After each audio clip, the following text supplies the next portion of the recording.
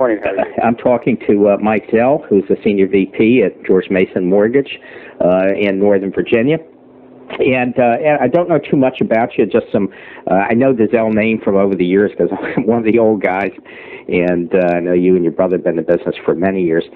And Ed Dean had some real nice things to say about you, that you were very dedicated and hardworking and had a pretty good sense of humor, too. And I know you knock out $4 or $5 million every month and have for some time as a producing manager.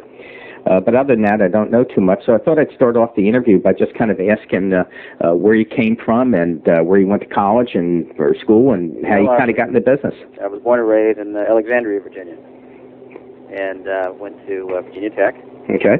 Where I stayed for about 11 years. Okay, And, 11 year man. I was a 4 1/3 man myself. Well, it didn't take me that long to get out. I know. Basically a four and a half year man myself, but I met my wife down there and decided I was going to hang around while she tried to finish school, and she decided not to finish, and then I went to work right out of college with R.J. Reynolds Tobacco, and was a sales representative for them for 1 year in the North Atlanta division. And then I came back up to Blacksburg at an invitation of a good friend of mine who I'd worked for when I was in college, and I went into business with him and his brother, who had a couple stores in Blacksburg, and I was one of the managers of one of the stores, and we did that up until about 83, and then I started selling real estate. Actually, I'd already started selling real estate part-time. Got into it full-time. What if you knew Don Ehrman down there? Name does not sound familiar. Okay. Got into real estate full-time, did that, enjoyed it, but after being in Blacksburg for a while, I kind of got homesick and wanted to come back home. So Gene Merrill, who was with Atlantic Coast at that time, gave me a call and wanted to know if I wanted to come in to join Atlantic Coast and open up Prince William County for him. It was a territory that no one wanted because it was the good old boy network, and it was offered to many people. And yeah, kind of a sleepy area back then, exactly. too. And it was kind of funny because I met with Mr. Merrill at the Fairfax County Country Club, and although I was not real familiar with Prince William County because it was very rural back then, this was back in early '85, I said, basically, where's my territory? He said, you got an MLS book? And I said, no. He says, well, get an MLS book, and whatever's in it, that's your territory. And that was Prince William County, Stafford, and Fredericksburg. I think for our listeners out there who are probably a little bit confused because we have people listening in California or whatever, the area that you're talking about is south of Washington and in Virginia, heading towards Richmond. If you can envision a line heading from Northern Virginia to Richmond, and you get maybe a third of the way to Richmond, which is about, I guess, 120, 140 miles to Richmond as the crow flies. Yeah, we're about 12 to 15 miles south of Washington. Right, exactly. But it was a very rural area, and what has happened to transform this seemingly outpost to nowhere for you into something quite lucrative is the fact that the high-tech companies have been making a huge foray into Northern Virginia, the AOLs and the others, and it has slowly spread south because of the availability of low-priced commercial land to a point where your area now is turning into, and correct me if I'm wrong, kind of it's getting the spillover from the high-tech and now just upscaling like crazy. Well, it's getting the spillover from the high-tech. There's also, we have Quantico, Marine Corps base here. We have Fort Belvoir, which is just a little bit north of us. And clearly, about 60% of my business is dealing with veterans, and that come in for various reasons, scattered throughout the area. Also, Prince William and Stafford County still offer affordable housing, whereas if you cross over the river, the average price of a single family, the same square footage, is going to jump about $100,000. Right. But you're seeing that, in all fairness, though, Mike. You're seeing that change. It's like Loudon. It is upscaling. Exactly. And as the urban sprawl, as they say, the tentacles spread out, and as the high-tech companies come in, as they are, and as they continue to do, we continue to benefit from the boom. Mm-hmm. Well, let me ask you, in your early days, what year did you actually start working the county? And in a rural area like that, how did you work that area and become successful? Well, it was. I started working it in 1985, and it was really a shotgun approach. I had, as I said, I acquired an MLS book from Prince William County Board of Realtors, and at that time there was the eastern part of the county, which was the corridor along 95 South, and there was a western part of the county, which was simply comprised of Manassas, which was grouped around 66 West, very rural. And there were probably about at that time, if I remember properly, about 1,000 realtors in this county. And I took a shotgun approach, and I made it my point to call on every single real estate office in this county that I could find. And I went into a lot of little mom-and-pop shops, as well as the bigger shops, the Long & Fosters, which is the largest real estate firm in this area. And I remember going into these shops, and one case in particular, a fellow behind the counter, he greeted me. It was an older fellow, had his toothbrush and his comb in his front pocket. And actually, that particular office, believe it or not, was the very first mortgage loan I ever did. And it was a very, very small office, only had about 3 agents. And I remember that, and it kind of grew from there. And as I said, did the shotgun approach, did my marketing with the newspaper, and also I found, being a realtor, that they like handouts, they like financing classes, anything you can teach them, anything that you can give them. They like to see your smiling face on a regular basis. I made it a point to try to be in every office that I possibly could, at least 3 times a week. At that time, we were not limited from going behind the front desk, meeting with the realtors, meeting them in their offices. That has become more and more difficult throughout the years. Yeah, we'll talk about that later. You're absolutely right. They have opened up their own offices. But I established myself and then kind of narrowed it down to the offices where I got the majority of my business. Concentrated on those offices, and also by dealing with these realtors, got in with builders over the years, shown that we could do a good job, and everything just kind of grew from there. Let's kind of update a little bit for the simple reason, and it'll lead me into my next question, that the business has so changed. You go back to 85, I'm a little bit earlier than you, but even in 85, the dynamics of the industry were so different, whereas you say it was immediate and unfettered access into these offices, kind of a good old boy type thing, and that's changed dramatically. And so I'd kind of like to take this up to date and ask you, what are some of the fundamental changes, issues that your loan officers are dealing with out there in today's market? Understanding full well, by the way, that you've reached a point in your career where you can still get in offices and whatever, but the people who are listening out here, a lot of them are new loan officers or people with a couple of years' experience that are looking for some tips on just how to conduct business in this kind of new age.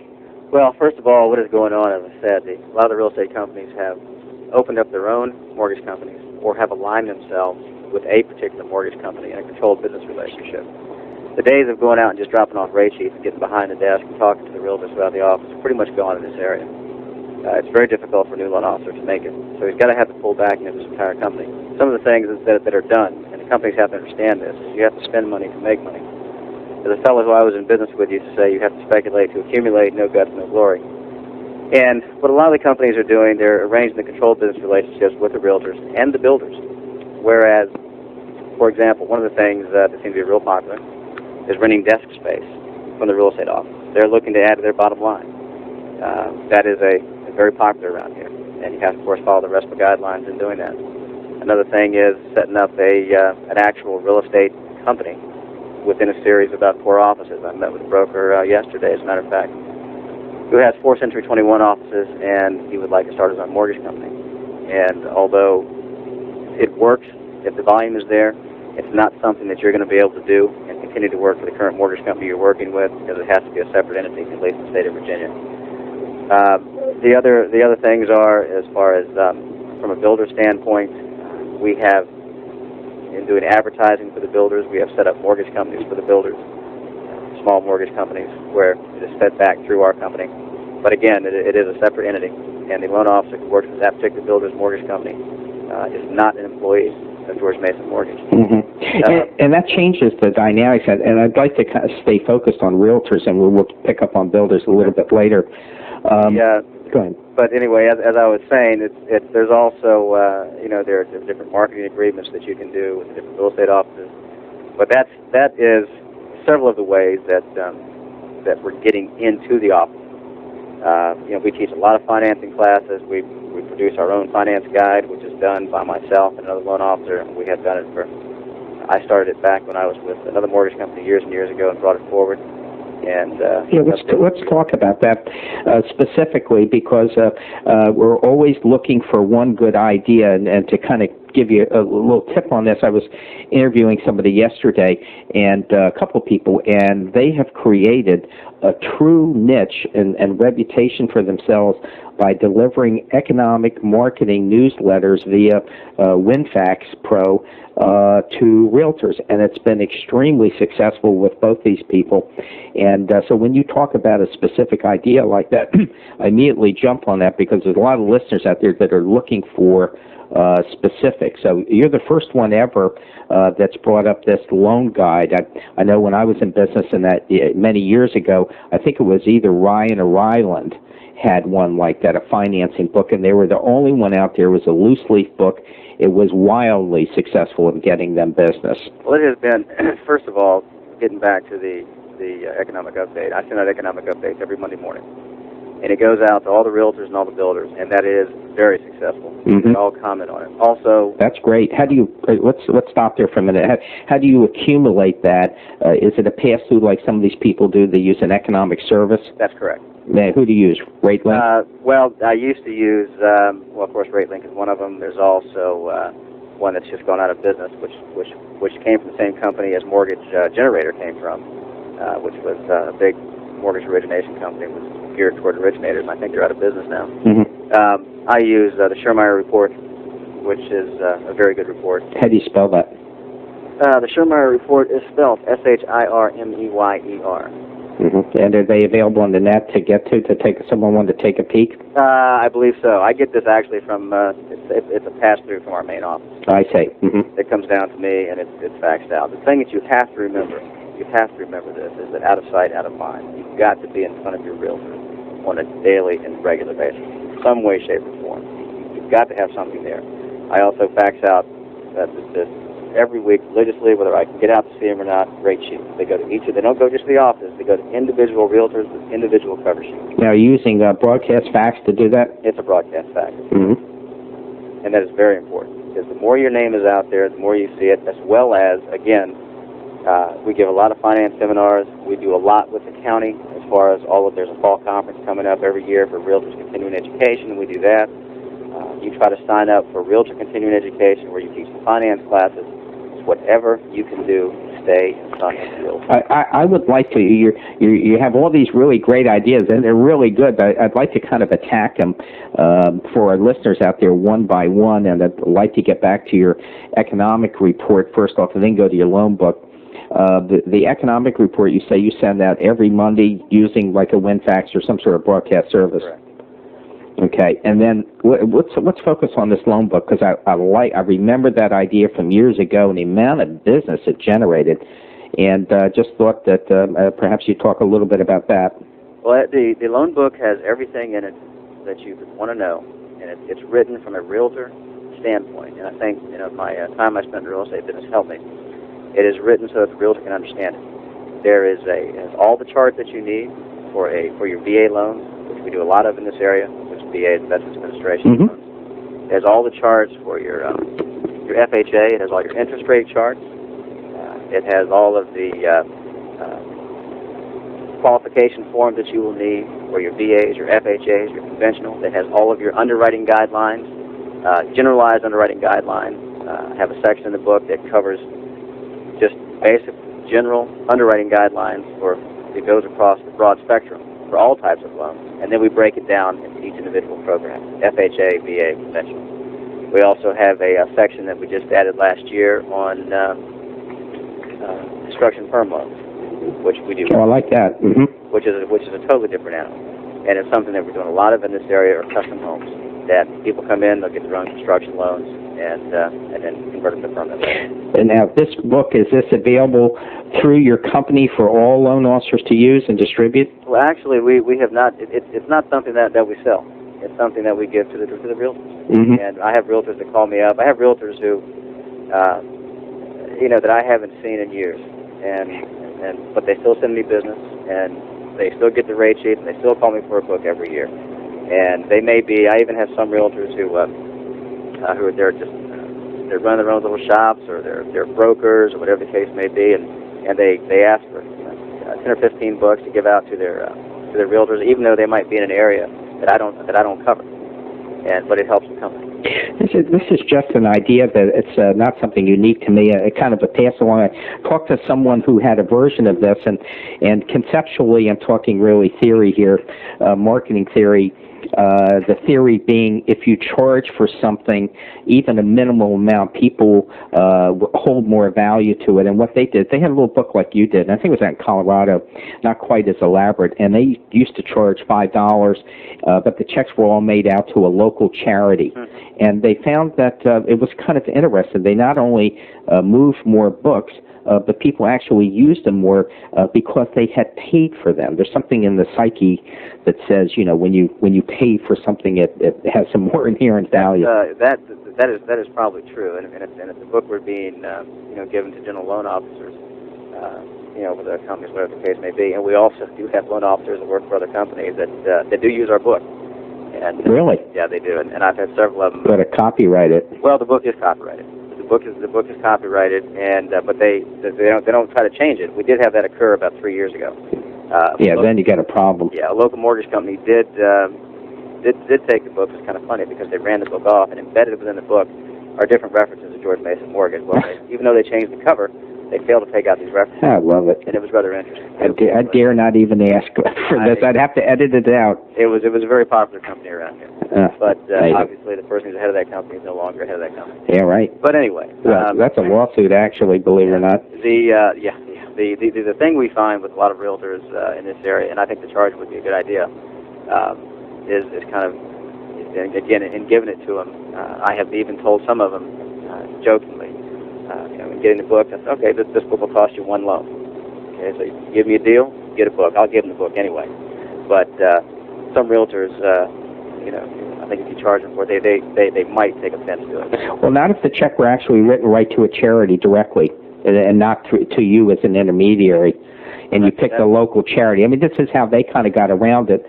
And the theory happens to do with the way people subconsciously act, in the sense that if they pay for something, they hold more value to it and actually use it more. Anyway, I'm just passing on the idea that works. I'll have to give that some thought. Anyway, so this book now, what do you just keep it in like a Word and then update it as needed? Correct. That's absolutely right. It has to be updated every year because of all the changes. Oh, sure. And and all the changes that have occurred, as far as conforming limits, etc. Now, let me ask you something. In some forms of advertising, it's a little bit difficult to put your finger on, like how many deals came back from something. Like Coca-Cola signs. At what point do they return business? And that's an art in itself. But do you feel pretty confident that this book actually generates business and repeat? Absolutely, especially very early in my career, because that book, the realtors, they picked it up, they use it. Now, there was a time when there were various books out there on the market, various companies did the books, but now, pretty much in this area, we're pretty much the only company that does that anymore. And a lot of it is fallen by the wayside, as the mortgage companies have fallen by the wayside and merged into larger giants, which I don't think are as customer-oriented as some of the smaller companies. Right. I think it's just, the reason I stay on the subject is because our listeners out there, everybody is looking for a very specific idea that works for other people and it may not work for you. Well, remember, the one thing that this book is used for, first of all, the book has, all of your information. The covers are done very nicely. This is a very professionally done book. And it's there. It's on the realtor's desk. My name is on it. I have the books are done generically for the entire company with all the company addresses for all the offices. But I have business cards, which are sticky business cards, that I put right on the front cover. I also use these books to teach. And when I teach the financing courses, these books are given out with my name on it, and that is very important. And we go through the book, almost page by page, section by section, in doing the teaching. And that is very important. That's the reason why I developed the book to begin with. So that I can have a teaching guide. One of the ways, and this is not an interview about me, but this is tangential and actually probably touches at some point years ago, one of the ways that I made it in business and got up to some pretty serious volumes in the late 70s and early 80s, I used to teach a course a couple times a week where I had my own binder. I have a fairly large house on Great Falls, and I converted part of it into a school. And I used to teach 7 people would come in, and I had a book just like you did. It was about 30 pages, had BA, FHA, and everything. And I would bring them in for 7 hours. And they would come in, and I would give them lunch. We'd go upstairs for lunch and then go back. And at the end of the day, I would take their picture and put it on a diploma that I had written in Latin that basically said they were less than 0 and they came in last place. And we took a picture and put it in, and it was great fun. But my point being is that at the end of it, at 7 hours, they knew who I was. They never. That's exactly right. When in the classes I teach on this book, the realtors, it's done in 3 sessions. And 3 sessions, and usually I find that I try to keep the sessions no longer than about 3 hours long, anywhere from 2.5 to 3 hours. And at the end of these sessions, after everybody has done through this, and we usually do it over a period, sometimes I'll do it over a week, depending on what the office wants, sometimes over a period of 2 weeks, they receive a little plaque that they have finished and completed the real estate financing principles with George Mason Mortgage Corporation. And that's another thing you have to remember is realtors love things to hang on the wall. They love little reward type things. I swear they do. And to just tell you about mine a little bit, because it's interesting that you're doing the same sort of thing. Mine was written in Latin, but part of it would call him dumbhead, and it was really, I have to say, for such a young kid, it really turned out a pretty good piece. Fortunately, I could speak Latin years ago, and so anyway, did this. But I also had a Polaroid. And what I would do at the end of the day is that I would have them hold up this funny little clown in their hand, and I would stand next to them, and I would have someone say, okay, because you're all so vain, we're going to take 2 Polaroids of you, and one of the Polaroids is going to go into the diploma itself, and I would give them I had frames and everything. I had a machine going. And we're going to take a picture. The one that looks nicest to you, we'll put in there, and the other one we'll destroy. And so we would do that, and they would all go out and had a gold seal on it and everything. And but I would take the other one and put it in books. And so I didn't destroy it at all. I put their names and everything on the back so that when I went into an office, I could go through the book and immediately recognize the facial features and the person. And I still am looking at the drawer. I still have these books. Ran across somebody I interviewed. I think it was Frank Donnelly at SunTrust, who years ago, well, he was a realtor in Arlington and had taken one of my classes. And so I took that office from 1981, took all the pictures that I had and sent them over to him. And he just got a great thrill out of it. But the point is that my diploma, even 15 years after, they would hang it on the wall because it looked like a college diploma, like they had done something. And it had the gold tape going through it and a gold seal and everything. And one thing that people have to remember is no matter what you do along these guidelines, it has to look professional.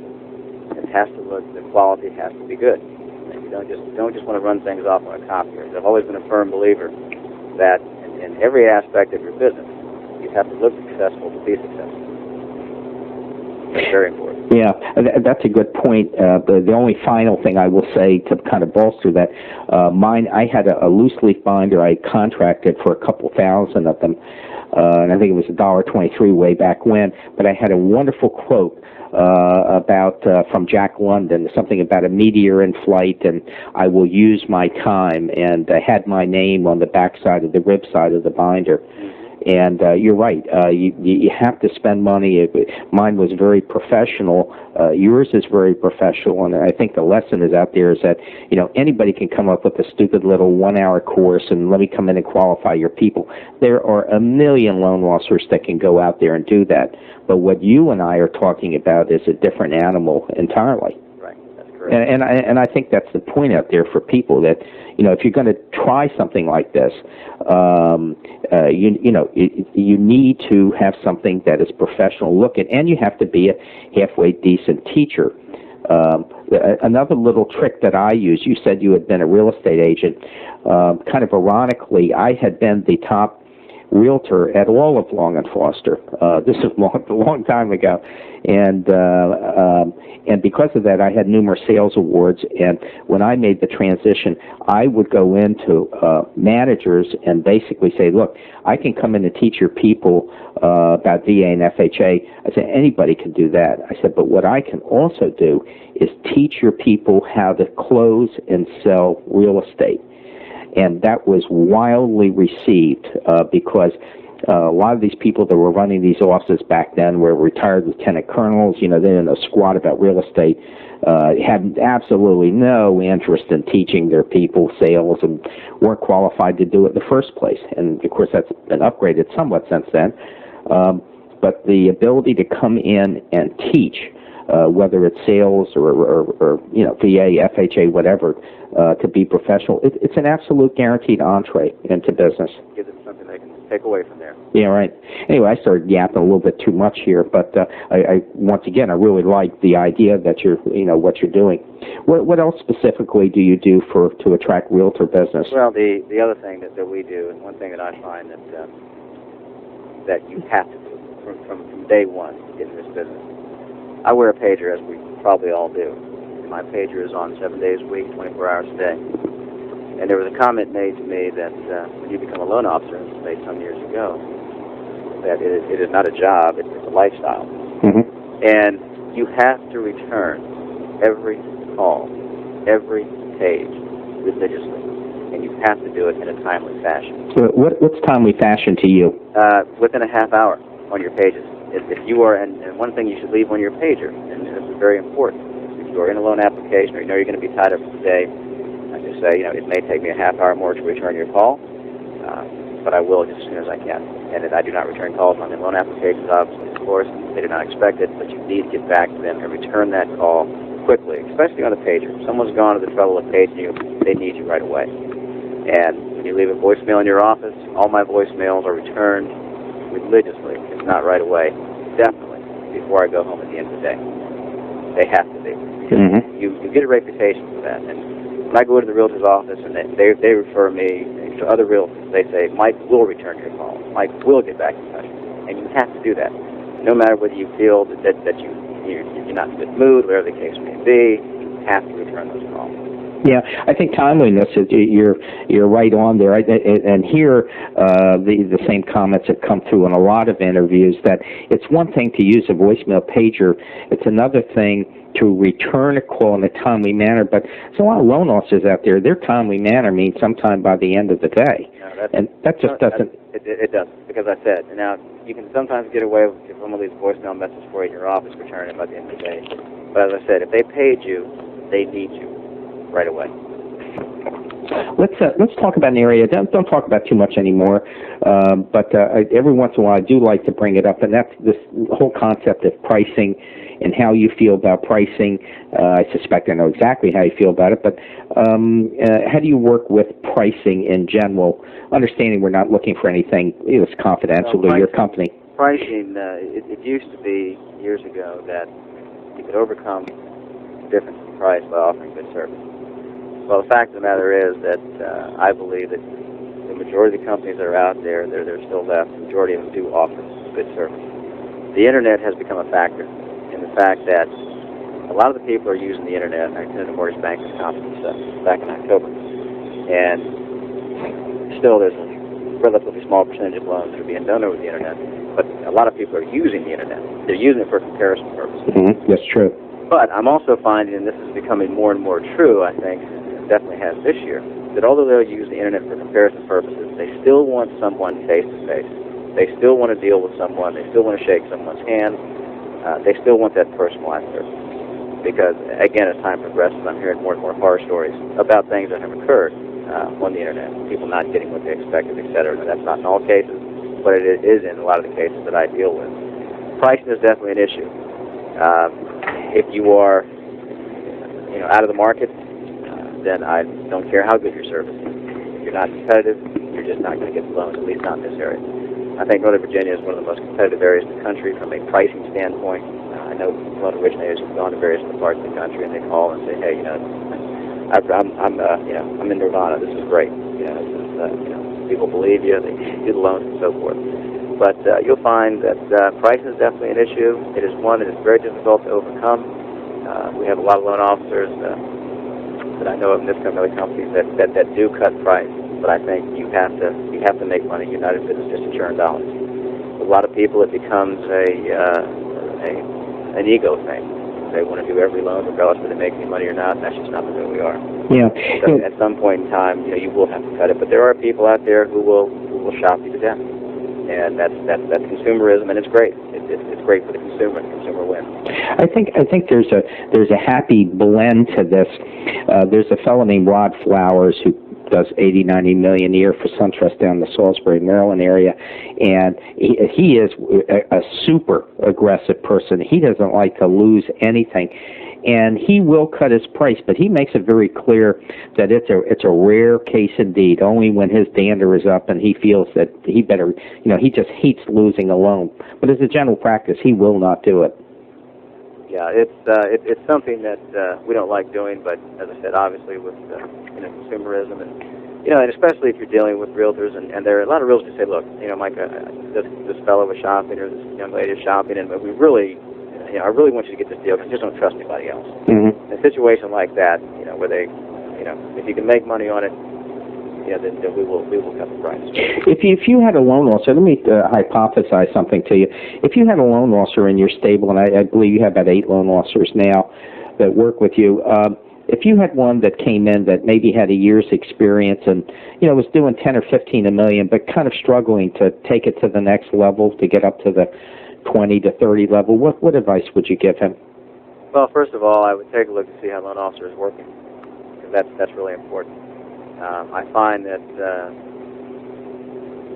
a lot of this can be remedied by not working harder, but by working smarter. As far as we may give this new loan officer, a little more advertising incentive, help him out from that standpoint. Maybe something on the price, some of his realtors and some of his offices that he's dealing with. Again, if you're in the offices, you want to do things like lunches and so forth for him. You just want to be there. So we just got to take a look and see how he's working, where his resistance is, what he needs to get over this, to get to this next level. Does he need to pick up more accounts, more realtors, or does he just need to work the ones he has much harder? Mm-hmm. Take a look at the realtors that he's working, whether it's high volume realtors and so forth. I hear time and time again that, go after high volume realtors, and I'll tell you, I have not made my career in doing that, because everybody is going after the high volume realtors. I have found that I've taken care of the middle realtor over the years, and the beginning realtors who have blossomed into top producers by taking care of them, and by, again, using the middle realtors, using a lot of them. Then you will find that you'll be referred to some of the larger producers. Now, that's not to say you don't go after the larger producers. That's not to say that at all. Yeah, it's kind of a dual philosophy. I think in the interviews I do, I kind of get a 50-50. People who are great believers in going after what, you and I might call that center of influence, and getting your top 10 or 15 that are major producers, and that's where you head. And then the other way, which I kind of did what you did, go after the mid-range and go after the new ones, and slowly over the years they, a lot of them do kick out, and that's the downside to the deal. A lot of them are mediocre, and you have to learn to kind of put them aside. But as you say, a lot of them turned out to be great. They do, and a lot of those. Another thing too is, and this is very important, when you work a deal, when you get a deal, you've got to work the other side of that deal too. And so, what do you mean?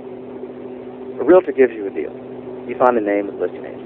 Okay, you call the listing agent up, say, I've got this deal, everything's going fine on it, without disclosing anything above the Confidentiality Act. But you disclose to the agent, everything's fine. I'll call you when it's done, and you do this for both agents. Especially if this agent, if you're channeling yourself and you want to expand out beyond just the realtors and do builders as well. Send them a status. Okay, send them a weekly status or a weekly update, whether it be by computer or if you don't have a computer system to do it, whether it be by hand. But statuses to the realtors are also important.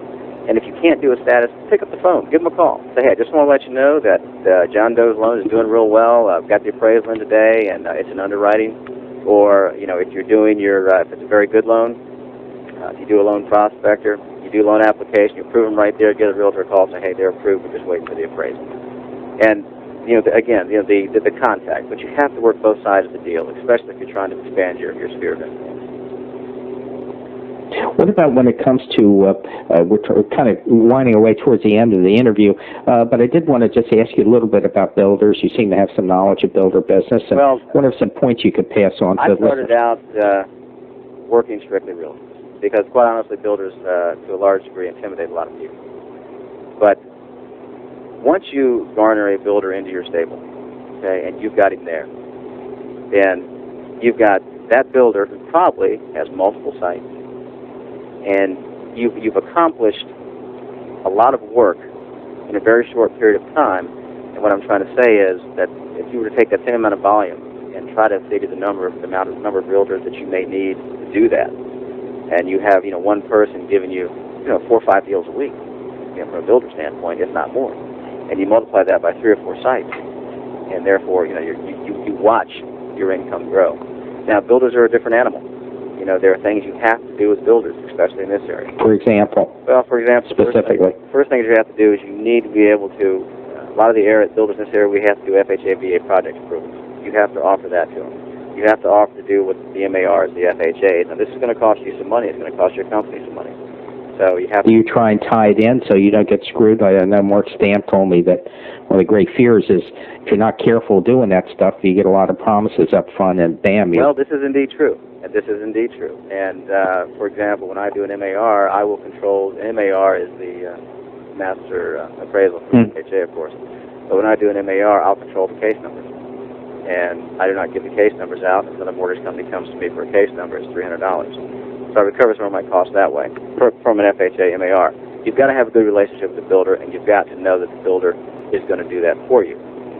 Okay, and that's going to have to be a call on from your side. Yeah, it is, because on the one hand, from a builder's perspective, they're not sure that they want to, jump in bed with someone that they may wake up in the morning and say, what have I done? That is correct, and you need to make sure that does not occur. You need to be both competitively priced, and your service needs to be, just superb. Your constant status as the builder on a weekly basis. You've got to do that on a weekly basis. You've got to be out to sites on a regular basis. The builder has open houses. Pay for some of the food. Do your split advertising with the builder according to the RESPA guidelines. All of these things. You have to give the builder a value. Okay, you have to show him that you are working for him. And not only that, you have to do a great job with his purchasers, because the purchasers, a lot of the builders around here do surveys. And if the lender is not doing a good job, and the purchaser is telling the other people who buy houses out there that the lender's not doing a great job, that gets back to the builder. It reflects on the builder, and therefore, you've lost the builder. I happen to know a little bit about your company. One, I know Ed Dean, who I've interviewed, does over $100 million a year with builders, and your company is very successful with builders. I wanted to ask you why that's once again encouraging you not to get into any confidential. You have to set up special relationships with builders from a financial standpoint as well. Everybody, at least in this area, is looking for financial gain. They're steering the loans your way. I don't want to use the word steering, but they're offering you out there with a couple other lenders that they give and say, okay, here we are. These are the 3 lenders I use, and you can call these 3 lenders, and all these 3 lenders have relationships with the builder. Again, these could be advertising dollars to the builders. They could be marketing arrangements with the builders. Some of the builders have even gone out and opened their own mortgage companies that we've done it for a controlled business relationship with the builders. That seems to be very, very popular, but the builder has to have enough volume to make it worthwhile for everybody. There are a number of different ways that we employ to do this and to keep the builder business. But the number one thing that we do, above all, is good service. And I say good service, and let me just explain that. Everything that we do is local. I have my processors here in my office. I have the underwriters in Fairfax, and that's as far as anything goes. It doesn't go to Charlotte. It doesn't go to Michigan. It's not closed out of West Virginia. Everything is local. Time and time again, when you're dealing with a builder and a realtor as well, we have things that come up the day of closing. For example, just last week, and this occurs even though we try to avoid it, the builder says, oh, you know, the seller, the purchaser came in, and I forgot to give you this addendum, and they raised the sales price of the house $5,000. The package is already at the closing table, and the builder just failed to tell us, failed to send us the addendum. They had a new on-site agent. We could react right then and there. Not a problem.